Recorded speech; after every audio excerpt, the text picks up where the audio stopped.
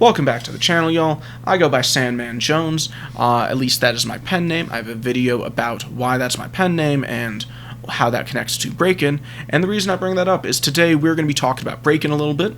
I had my first battle since COVID began, and I had a really awesome time, and I learned some stuff, and I just want to talk about it. So I'm going to show the battles, and then I'm going to talk about it. So enjoy the battles. We have the prelim battle first, and then my top 16, and I'll do a little bit of discussion.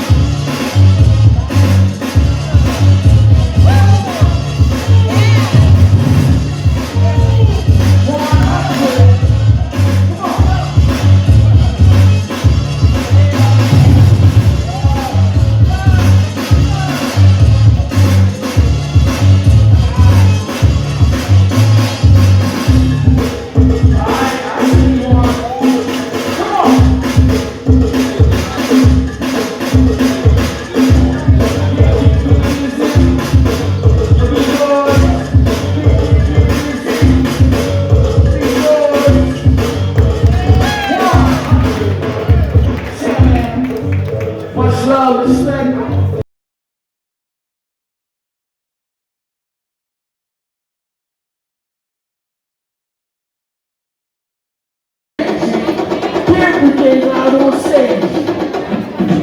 Somewhere it's a yellow sunshine. And y'all know this a B-boy classic. Yellow sunshine, shine on me. And let's go. Yo, y'all should be rocking right there, yo. Come on. Oh, it's a yellow sunshine. Shining open. Oh, it's a yellow sunshine.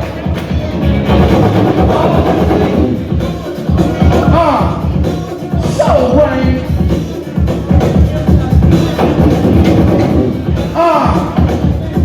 One time for you find out.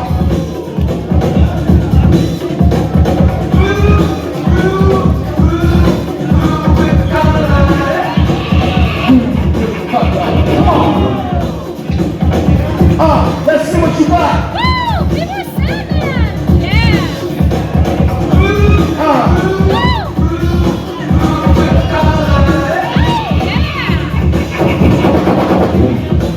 Rock on them. Get busy on them. Rock on them. Now get busy on them.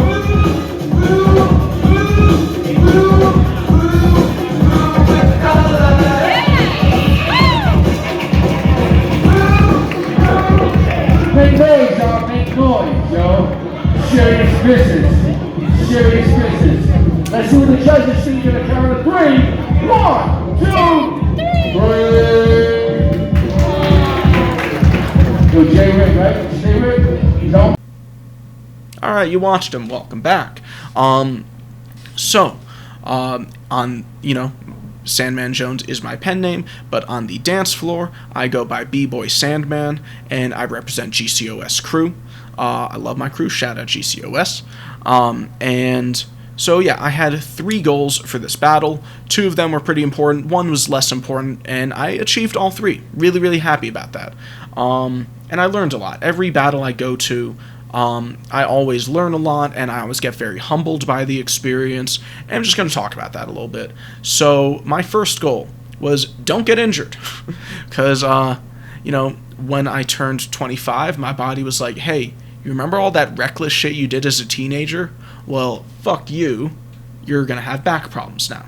I slipped a disc, it was a whole thing, did a lot of recovery, and now, I don't dance if I'm not taking care of my body, because if I dance without, taking care of my back exercises, keeping my core strength up, being aware of how I'm moving, then I'm going to injure myself, and it's gonna hurt, and it's just gonna be bad. It's gonna stop me from dancing.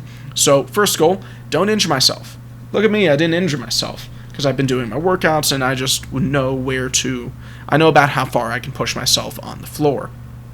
The secondary goal, the really big one, aside from the obvious don't get hurt, was I wanted to reconnect with the community. I love the breaking community, and I really haven't been connected to it for a while because I used to be a teacher, and I have a video on that, but teaching really sucked a lot of energy out of me.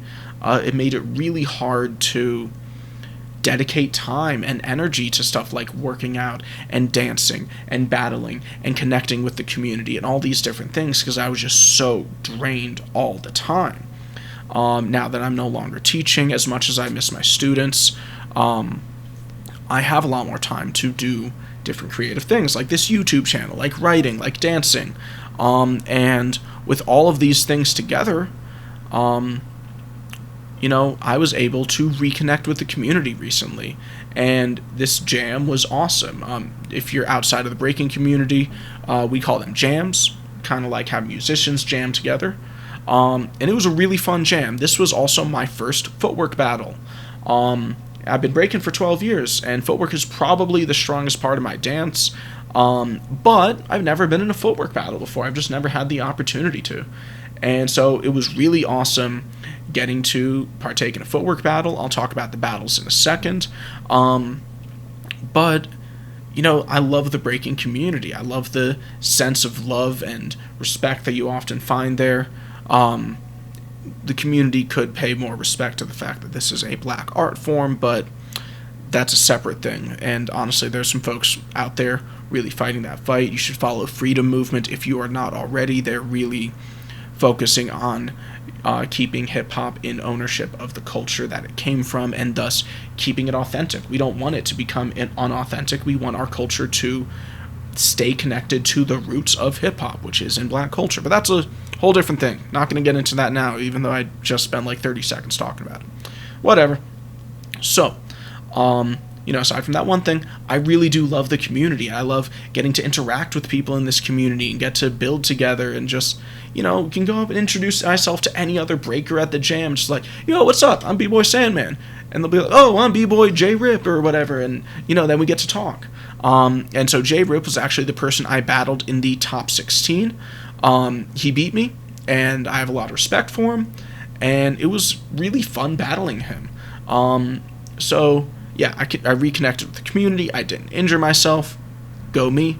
And then the third thing was I wanted to make top 16 and then see how far I went. I did lose in the top 16, but making it past prelims into the top 16 was really validating for me. I really was, just happy about that. I love breaking. I love getting more chances to battle. And the further I go in battles, for me, it's not as much about having the chance of winning because I don't want to put my entire point of success on winning the entire thing. I would rather have it focused on experiencing it. And the more battles I get to do, the more experiences I get to have. So, the prelims, I was really happy with how I did. I think the main takeaway I have from doing a footwork battle, because, in footwork battle, you are more limited. You can't use all the other elements of the dance, not as much dynamics, not as many power moves or freezes, not as much of a focus on top rock. You are really focusing on that core concept of footwork. And I learned that I can take my time more with footwork battles than I do in all-out battles because I'm not able to do as many different elements of the dance, and therefore I have to focus on this one, and by being able to focus on this one, I can slow down. I can take my time more than I was before, and that made a really big difference. Of course, I didn't realize that, and that's why my sets, I think, were too short. I think I could have gone longer. I think I could have taken my time to feel out the music a bit more between throwing in my unique moves. How I structure my battle sets in general is basically I have a few ideas of moves I'm going to do in the set. Depending on the caliber of my opponent, I'll throw anywhere from 0 to 4 or 5 of these unique moves into a set. If it's someone who is really a beginner, and my fundamentals are just far beyond theirs, I don't even need to throw any unique moves.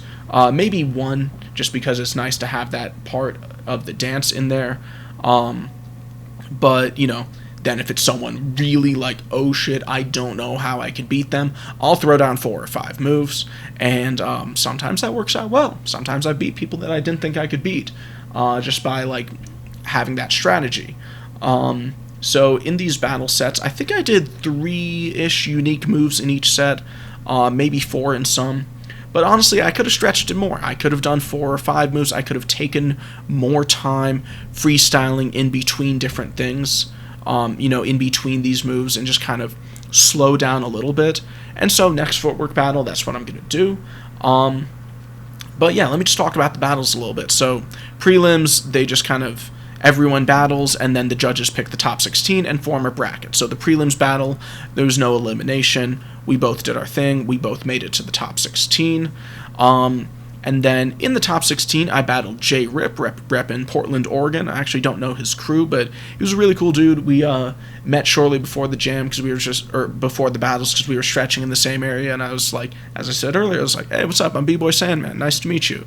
And, we talked about how we'd both been breaking for over 10 years, but neither of us had done a footwork battle before.